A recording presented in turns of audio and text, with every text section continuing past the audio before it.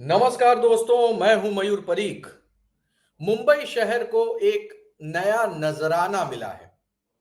इस शहर को लंबे समय से यातायात की समस्या से बाहर निकालने के लिए जो मेट्रो परियोजना शुरू की गई थी, आखिर उसमें से सबसे बहुप्रतीक्षित और सबसे विवादों में रहने वाली दक्षिण मुंबई में सड़क के नीचे घूमने वाली मेट्रो ट्रेन बनकर तैयार है। इन दिनों आप मुंबई शहर के किसी भी अपने परिचित का फेसबुक, ट्विटर या फिर मोबाइल का व्हाट्सएप स्टेटस देख लो तो आपको उसकी तस्वीर दिखाई देगी उस व्यक्ति की इस मेट्रो में सफर करते हुए। यहां तक कि कुछ सोशल मीडिया ने क्लेम किया कि शोभा डे, इन्होंने भी, जो सोशलाइट है मुंबई की, उन्होंने भी अपने सोशल मीडिया पर ये मेट्रो ट्रेन की तस्वीर जो है वो डाली हुई है। तो अब शाबाशी मिल रही है प्रशासन को और सरकार को। लेकिन मैं आज के वीडियो में बात करूंगा एक ऐसे विषय की जिसकी शायद आपने कल्पना नहीं की होगी। क्या आपको पता है ये जो मेट्रो ट्रेन बनी है, ये अपने समय से कई गुना, कई साल तक, आधा दशक से अधिक समय तक डिले हुई है, जिसकी वजह से इसकी कीमत हजारों करोड़ रुपए की बढ़ गई है। इतना ही नहीं, एक समय तो ऐसा आया था कि ये मेट्रो ट्रेन बनेगी भी या नहीं, इस पर सवालिया निशान लग गया था। और लोग अब चाहें कितना भी खुश हो जाएं, लेकिन उन्हें लंबे समय तक ये जो गूफअप हुआ उसकी कीमत अपनी जेब से नकद रुपया चुकाकर देनी होगी। ये डार्क साइड है उस मेट्रो ट्रेन की जिसके बारे में बात कर रहा हूं। और आज इस विषय पर बात करने के लिए मेरे साथ एक विशेष मेहमान है। मेरे साथ जो मेहमान है उनका नाम है वरुण सिंह जी। वरुण सिंह जी एक जाने माने पत्रकार हैं। कई सालों तक मिड डे में रिपोर्टिंग की है। सिटी को बखूबी और बहुत बेहतरीन ढंग से उन्होंने रिपोर्ट किया है। इनकी रियल एस्टेट पर एक वेबसाइट भी है, स्क्वायर फीट इंडिया। सही कहा वरुण मैंने? हाँ, बिल्कुल, बहुत ही बिल्कुल। सुंदर वेबसाइट है। मैं कई बार उसके ऊपर मुंबई की सैकड़ों और हजारों करोड़ की डील की खबरें कुछ पैराग्राफ में पढ़कर खुश हो जाता हूं। और अब वो वीडियो भी बनाते हैं, अपने लिंक्डइन वगैरह पे डालते हैं। पहले इन सारी चीजों से परहेज करते थे, दूर दूर भागते थे। तो कुछ नहीं। दिन पहले वरुण, मैंने आपके सोशल मीडिया पर देखा कि आपने अश्विनी भिड़े इनका इंटरव्यू किया। ये वही अश्विनी भिड़े हैं जिन्होंने मेट्रो की शुरुआत की। मेट्रो की वजह से उनके करियर की गाड़ी जो थी वो पटरी से उतर गई और यार्ड में चली गई। अंत में फिर वो मेट्रो की कमान संभालती हैं और मेट्रो को जो है वो अनवील भी करती हैं। ये क्या गड़बड़ जाला था, मुंबईया भाषा में समझा दो भाई। देखिए, पहला चीज़ तो एक थैंक यू मयूर, और आपके वीडियोज़ बहुत अच्छे लग रहे हैं, मैं भी देख रहा हूँ। लिंक्डइन पे ख़ास करके मैं देख पा रहा हूँ उन्हें। और they are doing and you are doing a fantastic job and your videos are reaching a lot of people, I should say thank you. That. Thank secondly, you know, जो आपने सवाल पूछा अश्विनी भिड़े के बारे में, पहला चीज़ तो ये है कि अश्विनी भिड़े, इन्हें जब एमएमआरसीएल के एमडी के पोस्ट पे रखा गया था, तो उनको एक काम सौंपा गया था कि भैया आपको ये जो मेट्रो 3 खास करके है, एक्वा लाइन जिसे हम कह रहे हैं, उसे कंप्लीट करना है, शुरू भी करना है, बनाना भी है, कंप्लीट भी करना है, और आपको उसको महाराष्ट्र को सौंपना है। ये काम उनको 2015 में देवेंद्र फडणवीस जी ने दिया था, जो उस वक़्त चीफ मिनिस्टर थे। और ये काम जब उन्होंने हाथ में लिया ही, उसके कुछ ही दिन में, मतलब मेरे ख्याल से 1 या 2 साल के अंदर उनके ऊपर बहुत सारे आरोप लगने लग गए, खास करके एनवायरमेंटल इश्यूज़ को लेकर, कि भैया आप आरए में कारशेड बनाने वाले हो, 2100 2100 झाड़ काटने वाले हो, और बहुत सारी चीज़ें होने लग गई उसको लेकर। जबकि उसके पहले ही, कुछ दिन पहले ही बीएमसी ने जब वो उनका डीसीपीआर बना रहे थे, तो उसके अंदर जब नोटिफाई करना था तो आरए के कई जगहों को उन्होंने नो डेवलपमेंट जोन एनडीजेड करके नोटिफाई भी कर दिया था। और ये इशू बढ़ते गया, एंड ये मैं इसके लिए कह रहा हूं क्योंकि बीएमसी खास करके उस वक्त एक पार्टी के हाथ में रहती थी, और वो थी शिवसेना, जो उद्धव ठाकरे जब उसके लीडर हुआ करते थे, वो शिवसेना थी। तो बीएमसी ने एनडीजेड डिक्लेयर कर दिया।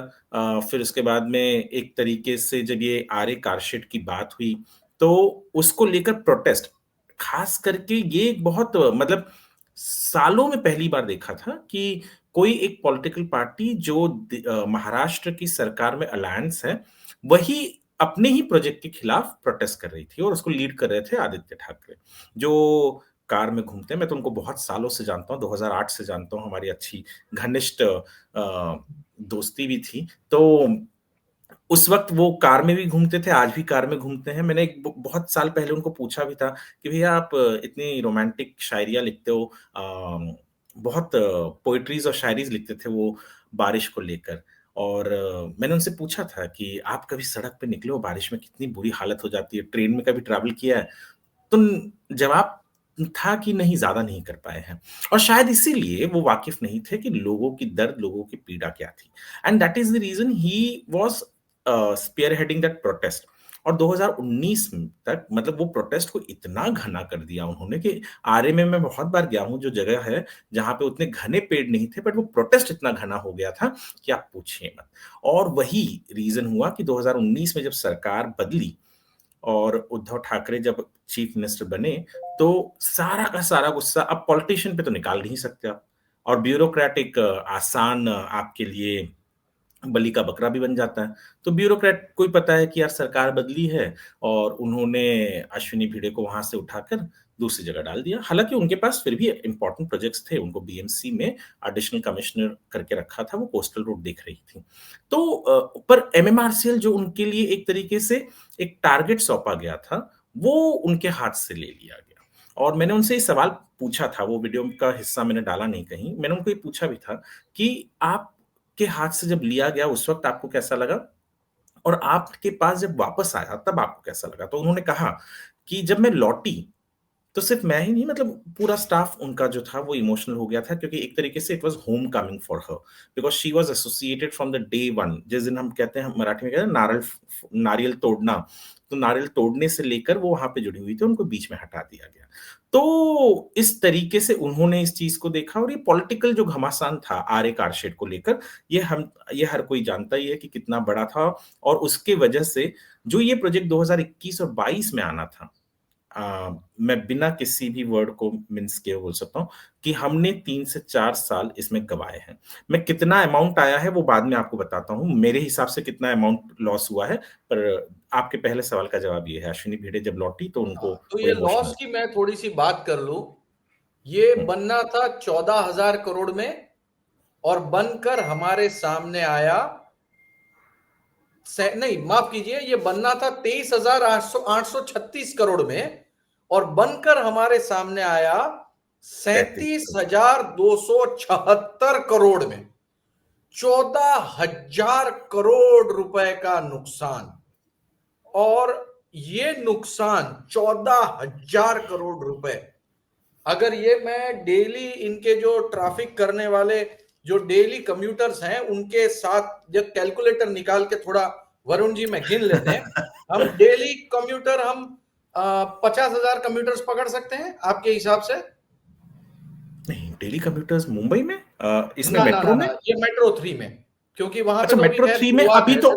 हाँ, अभी तो अगर आप अभी का देखेंगे तो it has crossed 1 lakh on day one, 1 1 lakh lakh point per day. 1.2। हाँ, 1 लाख आप एवरेज पकड़ सकते हैं। ये 14,000 करोड़ में कितने जीरो होते हैं वैसे? ये क्या, 14 लिख दीजिए, उस हाँ 14,000 लिख दीजिए, उसके बाद में 000 ऐड कर दीजिए 7, इफ आई एम हाँ, नॉट रॉन्ग। बिल्कुल बिल्कुल। तो ये जो हिसाब बन रहा है कि हर आदमी को जो इस मेट्रो से सफर कर रहा है उसको सालाना न्यूनतम 14,000 रुपए अधिक चुकाने होंगे सालाना। और ये कितने सालों तक चलेगा ये पता नहीं है, क्योंकि कॉस्ट के ऊपर का इंटरेस्ट, उसके बाद वेरेंटेयर, एक प्रोजेक्ट होता है और उस प्रोजेक्ट की एक लाइफ साइकिल होती है, उसकी एक कॉस्टिंग होती है, मरम्मत की कीमत होती है, वेयर एंड टेयर होता है। और जब वो प्रोजेक्ट डिले होता है तो आपने जो रबर कहीं पे लगाया हुआ है, लोहा कहीं पे लगाया हुआ है, उसकी एक्सपायरी डेट होना शुरू हो जाती है। बिल्कुल। और अब हम आते हैं आपने नुकसान पे। हाँ, आपने आपने जो कहा ना 14,000 करोड़, मैं अगर मुझसे आप पूछें तो मैं कहूंगा कि मुंबई को इन 3 साढ़े 3 सालों में अप्रोक्सीमेटली मेट्रो 3 डिले होने की वजह से 1 लाख करोड़ का लॉस हुआ है। अरे बाप आपका रे, हाँ, पूरी मैं मुंबई महानगर पालिका बजट जितना नुकसान। हाँ, उससे ज्यादा मुंबई महानगर हाँ, पालिका का उससे तो ज्यादा, वो 60,000 करोड़ है, 72,000 40 करोड़ की। का बजट था। हाँ। आपने जो 14,000 करोड़ बोल दिया वो एक अमाउंट हो गया। बिल्कुल। उसके अलावा मुंबई मेट्रो जो ये 3 लॉन्च हुआ, इसका ये कहना था, मतलब इसका इसका आकलन ये है कि ऑन एन एवरेज जो लोकल ट्रेन में भीड़ है उसको 27% कम करने वाली थी। यानी हम्म। 27% कम होने की वजह से आप हमारे देश में ना, एक तो सबसे इंपॉर्टेंट चीज ये है कि इंसानी जान की कोई कीमत होती नहीं हम्म। और हम नहीं मानते, हम उनको आंकड़ों में गिनकर रह जाते हैं। तो मैंने एक एक एक आम इंसान, क्योंकि मैं मैं जिंदा लोगों में बहुत मायने, मतलब जिंदगी और जिंदा लोगों को बहुत मायने देता हूं, तो इसके लिए मैंने, जब आपने मुझसे कहा कि हम इस पे लॉस पे कैलकुलेशन पे बात करेंगे, तो मैंने एक कैलकुलेशन डिराइव किया जो मुझे नहीं मालूम बहुत से लोग समझेंगे या नहीं समझेंगे, पर ये बहुत ही सिंपल तरीका है। 2022 में अगर मेट्रो लॉन्च हुआ होता ये, या चालू कर दिया होता, जो इनका पहले का था, अगर कारशेड इन्होंने नहीं डिले किया होता, और जो पहले 23,000 से 33,000 करोड़ किया गया, now you are saying it is 37,000 crore, तो मैं वो 14,000 करोड़ लेकर चलता, मैं तो 10,000 करोड़ ही पकड़ रहा था उसको। उसके अलावा आप मानिए या ना मानिए, 83,570 करोड़ जो लॉस है वो ह्यूमन लॉस है। वो ह्यूमन ओ। लॉस कैसे है? 2022 से 2024 तक मुंबई में, मैं मुंबई की बात कर रहा हूं, मैं बाकी सब जगह की बात नहीं कर रहा हूं, मुंबई में ट्रेन एक्सीडेंट से हजारों जाने गए। सिर्फ मैं इस साल की बात करूं, अभी तक मई तक, यानी जनवरी 2025 से मई 2025 तक 922 लोगों की जान गई। जब मैंने ये कैलकुलेट किया फिगर, तो मेरे पास मैं पढ़ूंगा उसको क्योंकि मैंने पूरा कैलकुलेशन करके रखा है कि इस दौरान 2022 से 2024 के दरमियान 7,435 लोग मर गए, और ये ज्यादातर वो लोग थे जो ओवर क्राउडिंग की वजह से ट्रेन में गिर के मरे, और 922 अभी, तो यानी टोटल आपका हो जाता है 8,357। मैंने बाप एक रे। मैंने एक रिपोर्ट है, प्राइस रिपोर्ट होती है, जो कहता है कि एक आम इंसान मुंबई जैसे शहर में, मिडिल क्लास जो होता है, एकदम कम मिडिल, मतलब बहुत ज्यादा कमाने वाला इंसान नहीं होता, अपने पूरी जिंदगी में कुछ नहीं तो 8 से 20 करोड़, 6 से 20 करोड़ के बीच में कमाता है। मैंने उसका एवरेज लिया 10 करोड़ पूरी बिल्कुल। जिंदगी में। हाँ, मैं ये कह रहा हूं कि यस। शुरुआत से लेके अंत तक अपनी पूरी हाँ जिंदगी में हाँ। कमाता है। हमने 10 करोड़ रुपए उसको लिया पूरी इसकी। मैं ये एक महीने, एक साल या एक दिन की नहीं बात कर रहा हूं, नहीं तो लोग बोलेंगे कि यार ये कहां से 10 करोड़ आ गया। आप पूरी जिंदगी में जो आपकी हाँ हाँ, बिल्कुल। एवरेज इनकम होती है वो 10 करोड़ होती है। अब वो उसे पैसा जब आप दिखता कैलकुलेट नहीं है करते क्योंकि हो सामने नहीं एक्सपेंस दिखता। जारी रहता है। लेकिन बिल्कुल अगर बिल्कुल आप, कोई भी आदमी, सेंसिबल आदमी अपनी लाइफ में जो चवन्नी भी कमाई है वो अगर लिखे ना, तो हर आदमी करोड़ के ऊपर कमाता है। हाँ, बिल्कुल। बताइए। तो ये 10 करोड़ एवरेज एक मिडिल क्लास इंसान जो ट्रेन में चलता है। मैं उनकी नहीं बात कर रहा जो सूट बूट कम में ऑफिस में बैठते हैं, उनकी कमाई तो इससे भी ज्यादा हो जाती है, वो तो 40-45 लाख रुपए कमाते हैं सालों में। तो उनका तो बहुत ज्यादा हो जाता है उनके 30-35 साल की नौकरी में। पर ये 10 करोड़ रुपए एक आम इंसान जो ट्रेन में ट्रैवल करता है वो कमाता है। 8,357 multiplied by 10 crore comes to 83,570 crore. बाप इतना रे। ही नहीं, तो उसको आप ये 14 से जब ऐड कर देते हैं तो आराम से ये ऑलमोस्ट 95-96 करोड़ जाता है। उसके ऊपर आपने एक बहुत इंपॉर्टेंट एस्पेक्ट हम सब भूल जाते हैं कि अगर 3 साल पहले मेट्रो का सबसे इंपॉर्टेंट एस्पेक्ट था कि रोड ट्रैफिक कम करेगी, और कितना कम करेगी? 35% of the people work taking private transport, वो वहां से उठ के इसमें आ जाएगी मेट्रो में। आप मानिए नहीं मानिए, पर इसके वजह से on an average daily Mumbai जैसे शहर में 3.54 लाख लीटर्स ऑफ पेट्रोल हाँ। डीजल की खपत कम होती है। जब आप उसको बिल्कुल। कैलकुलेट करते हैं 100 रुपए के हिसाब से, मैं एवरेज पकड़ रहा हूँ क्योंकि डीजल 96 तक 97 तक जाता है और पेट्रोल आपका 105 106 तक जाता है, तो आपका 3,876 करोड़ रुपए हो जाता है ये 3 साल के लिए। तो आपका ये ऑटोमेटिकली 100 करोड़ तक पहुंच, सॉरी 1 लाख करोड़ तक आ जाता है। और इतना ही नहीं, सबसे इंपॉर्टेंट चीज जिसकी वजह से आर्य कारशेड को रोका गया था, जिसके लिए कहा गया था कि भैया आप हमारे यहां से नेचुरल कवर निकाल रहे हो, आप ये नहीं, आप मानेंगे नहीं मानेंगे लोग पता नहीं, बट एक झाड़ जो होता है वो ऑन एन एवरेज तकरीबन 60 टन ऑफ CO2 जो होता है, कार्बन डाइऑक्साइड जो होता है वो एब्जॉर्ब करता है एक झाड़। तो जब हमने एवरेज निकाला तो ये 3 साल के दरमियान में ये सारे झाड़ आप मैंने लिख के रखा है कि ये 3 सालों में इन सारे झाड़ों ने 183 टन CO2 ऑब्जॉर्ब किया होता अगर ये कटे नहीं होते।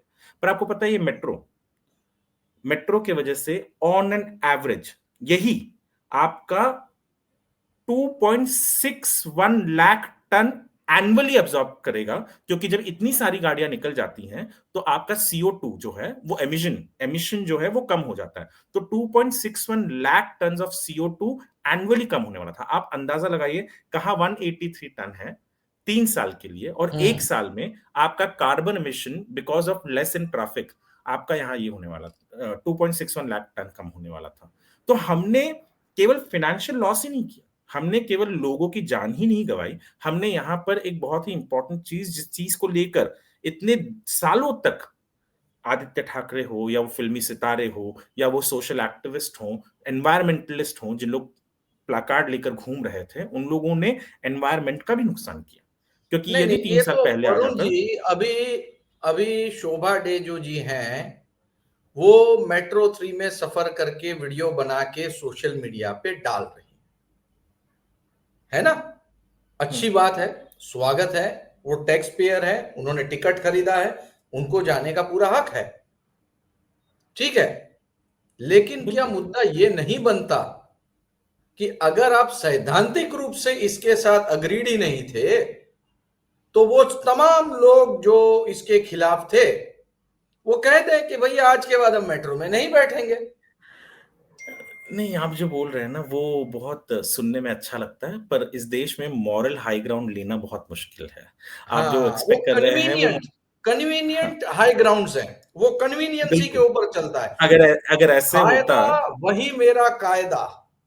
बिल्कुल, अगर ऐसे होता तो अभी 2024 में जो इलेक्शन हुए, लोकसभा इलेक्शन हुए हैं, अगर इस देश में मॉरल हाई ग्राउंड के ऊपर कोई भी व्यक्ति या मोरालिटी के ऊपर कोई भी व्यक्ति अगर सच में अपनी जिंदगी जीता, चाहे वो मैं हूं या कोई और हो, तो साउथ मुंबई कॉन्स्टिट्युएंसी लोकसभा में अरविंद सावंत को मुस्लिम डोमिनेटेड वो एरिया से जितने ज्यादा वोट मिले उतने कभी नहीं मिले थे जिंदगी में। वो हाँ, उन आज चीजें बहुत सारी चेंज हो गई हैं। कल तक उद्धव ठाकरे मुसलमानों के लिए was not someone in favour, but 2019 में 20 में जब वो मुख्यमंत्री थे, उस तरीके से उन्होंने काम किया कि now he has become the biggest Muslim leader. मैं तो बोलूंगा कि महाराष्ट्र में ओवैसी ब्रदर, आजमी, रईस शेख जो हैं या अमीन पटेल, इन सबको एक तराजू में रख दो तो वो उनका उनका पलड़ा कम होगा और उद्धव ठाकरे का ज्यादा होगा। तो चीजें इस तरीके से बदलती है जब हमारे देश में आइडियोलॉजी और पॉलिटिक्स को ही लेकर इतनी मतलब आइडियोलॉजी को लेकर ही मॉरल हाई ग्राउंड नहीं है, तो हम ये एक्सपेक्ट करें कि जो लोग कॉलम लिख रहे हैं या जो लोग सिर्फ ट्विटर पे या सोशल मीडिया पर पोस्ट करने के लिए अपने आइडियोलॉजी के बारे में बात करते हैं, उनसे ये एक्सपेक्ट किया जाए कि वो एक हाई ग्राउंड लेकर कह दे कि भैया हम इसमें नहीं जाएंगे कभी, तो पॉसिबल नहीं है। इस देश चलिए में तो ठीक है, पॉसिबल नहीं है, चलिए चलिए, तो ये एक्सपेक्ट भी मोरल करना हाई नहीं। ग्राउंड नहीं, मोरल हाई ग्राउंड हम छोड़ देते हैं। लेकिन हम एक कुछ अलग बात करते हैं, लेकिन इसी विषय के साथ जुड़ा हुआ। देखिए, ये मेट्रो ट्रेन जिस रूट से होके जा रही है, मैंने वो रूट जो है वो थोड़ा सा देखा है। वो अंधेरी ईस्ट है ना, वहां से आप चलेंगे वर्ली, वर्ली की तरफ जाएगा, ठीक है। वहां से जो है आप घूम करके जाएंगे गिरगांव की तरफ, है ना। फिर वहां से आप कालवा घूम के देवी, जाएंगे साउथ मुंबई की तरफ। अब बिल्कुल। इसे संयोग ही माना जाए, ये सारे के सारे यूबीटी सेना के स्ट्रॉन्ग होल्ड एरिया हैं। नहीं नहीं, संयोग से, लेकिन मैं गलत नहीं हूं, हाँ, मैं गलत अंधेरी नहीं ईस्ट हूं। में अभी फिलहाल तो शिवसेना नहीं नहीं, ठीक है, शिंदे अभी की तो है। अरे भाई हाँ, अभी भले ही बीकेसी मुर्गी आपने टाका आपने हुआ उनमें। बांद्रा ईस्ट छोड़ दिया। बांद्रा हाँ ईस्ट में भी जा रही है ना बीकेसी में, वहां पे हाँ, भी बिल्कुल बिल्कुल बिल्कुल यूबीटी है। नहीं, उसके अब बाद धारावी भी में होके जा रही है, देखिए धारावी हाँ होके हाँ, जा रही है। धारावी में लेकिन मैंने क्या किया, बिल्कुल। मैंने वो मैप निकाला और मैंने हाँ, इंफ्रास्ट्रक्चर मैप को पॉलिटिकल मैप के साथ में कनेक्ट किया। बहुत सिंपल काम बिल्कुल किया मैंने। ठीक है, अब पॉइंट ये बनता है कि क्या ये मेट्रो बनने से उस एरिया के लोगों के जीवन में बेहतरी आएगी, इसमें कोई शक नहीं है। लेकिन क्या बिल्कुल। उनका पॉलिटिकल रुझान चेंज होगा? क्या इस डिले के लिए 1 लाख करोड़ रुपए की नुकसान के लिए लोग यूबीटी सेना को दोषी मानेंगे? मुझे शक है, क्योंकि जैसे आपने मोरल हाई ग्राउंड कहा, क्या यही moral high ground voting pattern में भी लागू होगा? इस पर क्या राय है? देखिए 2024 के असेंबली चुनाव में कहीं ना कहीं ये नजर आया। उसमें एक और फैक्टर था, हिंदू गिल्ट वोट भी आया था, जिसकी वजह से बीजेपी को बहुत अच्छा रेस्पॉन्स मिला 2024 असेंबली इलेक्शन में। क्योंकि आप ये मानिए न मानिए, बहुत से लोग इस देश में ऐसे हैं, खास करके महाराष्ट्र में, क्योंकि केवल सबसे कम सीट्स महाराष्ट्र जो 42-43 सीट्स देने वाली पार्टी थी एनडीए को, वहां पर नंबर ना ही लूं तो ही बेहतर है, 9, 8 और 1 इस तरीके से था। 9, 9, 18 सीट केवल दिया था महाराष्ट्र राजनीति में। तो यही खेल हम्म, है भाई। इंदिरा गांधी कहां बिल्कुल। पहुंच गई थी और कहां से बाउंस करके कहां गई। तो बीजेपी, गुजराती में हमारे कहा जाता था बेजड़नी पार्टी, यानी कि दो लोगों हाँ, की पार्टी बीजेपी। वो देखिए आज यस, कहां है। पॉलिटिक्स आज तो है यही बिल्कुल। तो तो वही तो 2024 के असेंबली में वो गिल्ट, हिंदू गिल्ट वोट बहुत था। लोगों को गिल्ट था वो मोदी का उस तरीके से एक उदास चेहरा देखकर, तो उन्होंने, बहुत से लोगों ने वोट किया था। और उसके साथ ही साथ 2024 में आप जब इन सीटों की बात करते हैं, देखिए इसमें दो इंपॉर्टेंट सीट्स हैं, खास करके माहिम सीट था। माहिम सीट तो 1600 वोट से सदा सरवणकर, जो शिवसेना एकनाथ शिंदे के कैंडिडेट थे, वो हारे। और उसके पीछे बहुत बड़ा हाथ था अमित ठाकरे का, क्योंकि जो मन से राज ठाकरे के बेटे थे, वो एक मेजोरिटी वोट लेकर चले गए। और ठीक उसी तरीके से बगल वाली सीट, माहिम के बगल में सीट है वर्ली, जहां से मेट्रो जा रही है, दोनों जगह से जा रही है। शीतला देवी होते हुए, दादर होते हुए, सिद्धि विनायक के बाद वर्ली अतले चौक। तो वहां पर जब ये मेट्रो जाती है, तो वर्ली में भी आदित्य ठाकरे मनसे की वजह से जीते, क्योंकि डिफरेंस बहुत कम था। मन से जितना वोट ले गई उतने ही वोट से ये जीते। तो ये जो रुझान की हम बात कर रहे हैं ना, ये रुझान हमें 2024 असेंबली से दिखने लग गया था। पर अगर आप बात करोगे कॉरपोरेशन की, तो कॉरपोरेशन थोड़ा अलग होता है। कॉरपोरेशन के जो इलेक्शंस होते हैं, उसके अंदर जिस तरीके से आम इंसान सोचता है, वो असेंबली और पार्लियामेंट्री इलेक्शन से बहुत ही विपरीत होता है, बहुत ही अलग होता है। अब शायद वो एक बहुत बड़ा रीजन है, मैं मानूंगा, रुझान अगर तब तक ये गड्ढे भर दे, जो पॉसिबल तो नहीं है, और वैसे भी अब बरसात तो नहीं है, ये बहुत सोची समझी प्लान भी मुझे लगती है कि इन लोगों ने इलेक्शंस जानबूझ के थोड़ा सा डिले किया, जबकि सुप्रीम कोर्ट ने कहा था कि 3 महीने में करो, क्योंकि उन्हें पता था कि गड्ढे वाले टाइम में, बारिश वाले टाइम में इलेक्शन लिया तो जो भी है सरकार में वो उसको सब हाथ गड्ढे में लगेगा। जाएंगे। वो जो सत्ता हालांकि में ऐसा है हो, वो गड्ढे में। हालांकि ऐसा हिस्ट्री नहीं कहता, हिस्ट्री हमेशा ये हाँ कहता है हाँ। कि सेना सेना तो जीतते ही आई थी, गड्ढे में थी, फिर भी यूबीटी जीतते आए थे। पर यूबीटी का वो जो 10 सीट जीता है इन्होंने, वहां पर मैं कम से कम ये तो नहीं कहूंगा कि वो 10 में, हर एक असेंबली में 10 में 6 कॉर्पोरेशन की सीट होती है, तो 6 के 6 में वो मजबूत हैं। पर कम से कम 3 में 2 में है, और प्लस एमएनएस आने के बाद से वो जो आंकड़ा जहां 2 था, वो 3, 3.5 हो गया होगा। पर बाकी भी, जैसा आपने कहा इंफ्रास्ट्रक्चर, आप मुंबई में अगर बात करोगे तो इंफ्रास्ट्रक्चर के नाम पे वोट हो जाएगा। थाने में थोड़ा सा भी ये इंफ्रास्ट्रक्चर पे वोट हो जाएगा। मैं जहां रहता हूँ कल्याण डोंबिवली, वहां पे भी इंफ्रास्ट्रक्चर पे वोट हो जाएगा। बट ये इंफ्रास्ट्रक्चर प्रोग्रेस देकर बाकी महाराष्ट्र में वोट तो होने से रहा। वहां पर आज भी हम भले यूपी बिहार को कितना ही ब्लेम करें कि जाति पे वोट होता है, जात देखकर ही वोट देते हैं, यहाँ पे भी बहुत बड़ा है। और वो हमने हाल ही में देखा कि किस तरीके से मराठा आंदोलन ने एक तरफा यूनाइट कर दिया लोगों को, एक पर्टिकुलर जात को यूनाइट कर दिया। अब ओबीसी उसने प्रोटेस्ट कर रही है कि आपने उनको क्यों दिया। तो इंफ्रास्ट्रक्चर की वजह से मुंबई एमएमआर जो रीजन है वहां पे थोड़ा सा इंपैक्ट जरूर पड़ेगा, और पड़ते आया है, वरना बीजेपी कहाँ 20-29 सीट वाली पार्टी हुआ करती थी। 2017 में देखो 82-83 पे आ गई बीएमसी में। मैं कॉर्पोरेशन की बात कर रहा हूँ, कॉर्पोरेशन में बीजेपी मेरे ख्याल से तीसरी या चौथी पार्टी होती थी हमेशा। आपकी हाँ, पहली होती थी शिवसेना, दूसरी होती थी कांग्रेस, फिर तीसरी होती थी बीजेपी, वो भी कभी कभी बीजेपी कॉम्पीट में रहती थी किसी और पार्टी के साथ, क्योंकि एक नहीं, टाइम था जब कॉम्पीट में तो बीजेपी के नहीं, पास, बट खैर थर्ड नंबर पे नहीं रहती बीजेपी के थी। पास, हाँ थर्ड पे रहती थी, पर बहुत ज्यादा फर्क बड़ी नहीं था ना। डरपोक पोजीशन टाइप, हाँ, दिल्ली जैसे आप सहमी बात हुई। करो 2000 नहीं 2012 में बीजेपी के पास 29 था और मनसे के पास 27 था, तो ज्यादा फर्क हाँ नहीं था, बिल्कुल। 30 या हाँ 27, तो 2-3 सीट का ही फर्क था।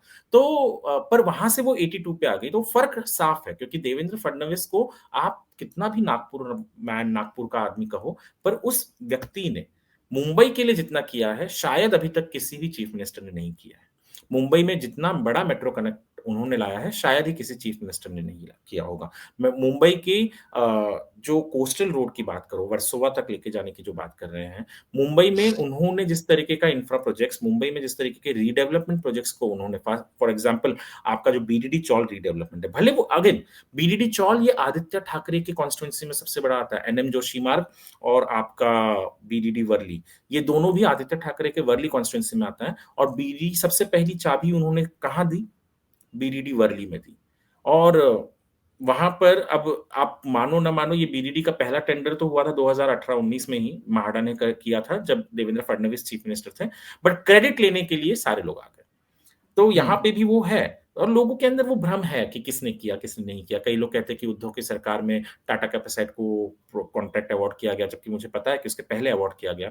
उद्धव की सरकार में थोड़ा रुक गया था, यहाँ तक कि एक लेटर है मेरे पास क्या, महाडा को लेटर लिखा था एक कंपनी ने कि भैया बीडीडी में आप लोग काम नहीं कर रहे हो, और ये तभी उद्धव ठाकरे गवर्नमेंट में थे, सीएम थे, कि आप काम नहीं कर रहे हो, हम प्रोजेक्ट छोड़ के भाग रहे हैं। वो नायगांव का था मेरे ख्याल से, नायगांव बीडीडी का। हम्म। तो इस तरीके का हालत था बीडीडी रीडेवलपमेंट का एमवीए सरकार के वक्त, पर वो सारी चीजें चेंज हुई। और लोगों को, मैं ये नहीं कहता हूँ कि 100 में से 100 लोगों को सामने नजर आता होगा, बट 100 में से कम 20-30% को नजर आता है, और बाकी जो फेंस सिटर है उनको भी नजर आता है। तो फेंस सिटर बहुत इंपॉर्टेंट रोल प्ले करते हैं, और अगर उनके हाँ, मन में वो ये आ फाइव गया है तो परसेंट ही हो तो जाएगा। गेम डिसाइड कर लेते हैं, क्योंकि जो बिल्कुल। यहाँ है वो यहाँ है, जो वहां है वो वहां है। हम्म, पर आपको लगता है, एक बहुत ही शॉर्ट में, क्योंकि ये क्वेश्चन का आंसर जो था वो अलग अलग इश्यूज पे होते होते आगे निकल गया, शायद व्यूअर हमारे कनेक्ट नहीं कर पाए होंगे, हाँ, मेट्रो ट्रेन का मुंबई महानगर पालिका चुनाव पे खास बिल्कुल यूबीटी के बहुत ऊपर नेगेटिव असर करेगा या नहीं? करेगा, बिल्कुल करेगा, और 110% करेगा। और लोग बात कर रहे हैं। आपने शोभा डे की बात कही, मैं तो ये कहूंगा कि ऐसे बहुत सारे जर्नलिस्ट्स हैं जो अगेंस्ट में थे, पर उन्हें भी मजबूरन ऐसे वीडियोस डालने पड़े हैं।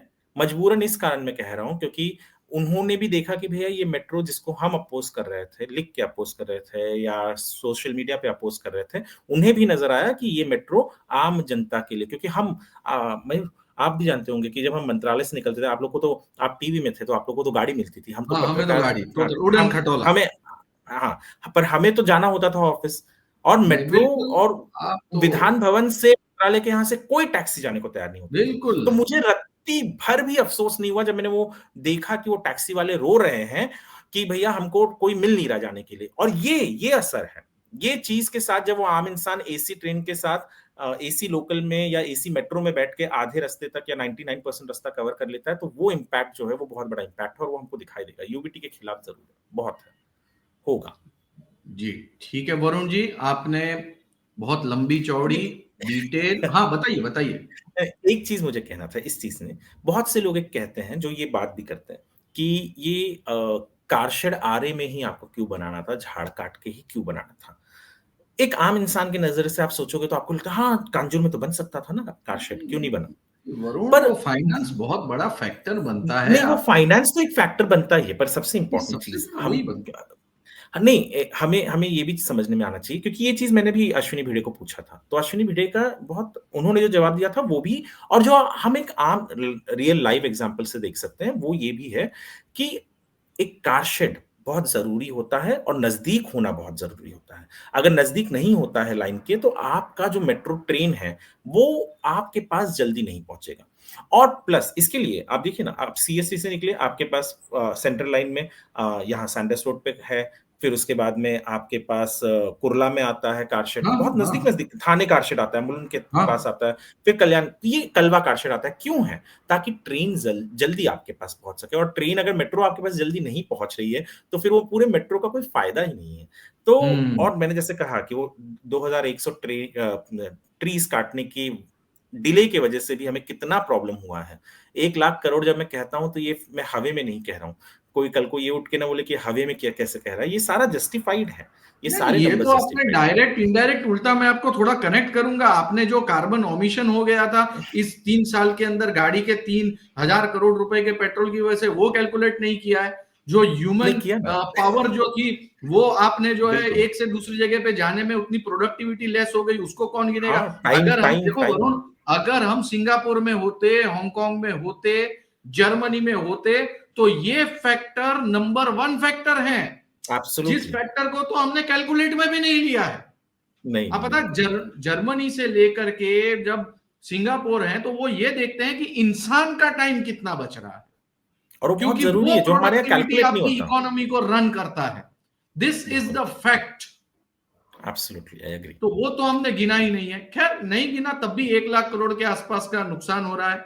वरुण जी, आपने अपना इंटेलेक्चुअल नॉलेज, अपनी एक्सपीरियंस और अपनी इंफॉर्मेशन हमारे दर्शकों के साथ शेयर की और इतना बहुमूल्य समय दिया, इसके लिए आपका थैंक यू, बहुत थैंक यू। बहुत धन्यवाद।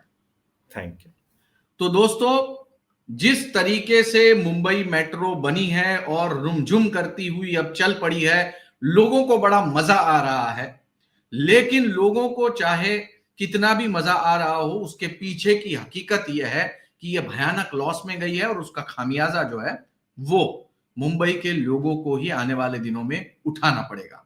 कभी इस मुद्दे पर जरूर सोचिएगा। आज के एपिसोड में बस इतना ही। आप क्या सोचते हैं, वीडियो के नीचे कमेंट बॉक्स में जरूर लिखें। वीडियो पसंद आया हो तो लाइक करें, दोस्तों के साथ शेयर करना ना भूलें। बहुत बहुत धन्यवाद।